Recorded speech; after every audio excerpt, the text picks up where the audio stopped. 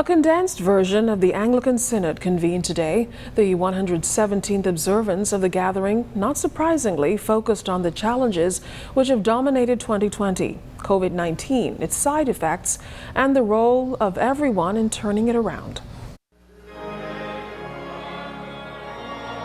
It's a message that's been preached for the last 8 months, but as COVID-19 lingers, the message to a socially distant Anglican Synod was reiterated in the strongest terms by Anglican Bishop, the Right Reverend Leish Boyd. You and me, our observing of the protocols, we are the front line in the fight. So we have to stop blaming the government and government agencies and the private sector and everybody else. And each of us do our own part. Wear a mask, social distance, wash and sanitize our hands regularly, refrain from large gatherings, stay in if you do not have to go out, stay in if you have cold and flu symptoms, seek to build your own immune system, encourage everyone you meet to observe these protocols. Reverend Boyd also praised Agriculture Minister the Honourable Michael Pintard for his campaign to increase local food production and decrease imports, calling for the establishment of a system which will secure both food producers and consumers. It is well and good to have food supplies grown and raised locally, but it is pointless if the farmers have no place to sell their produce. We must also look at restricting the imports of foods that are grown locally and that are in large supply. Of course, with what I have said comes something else. Our local producers have to up their game.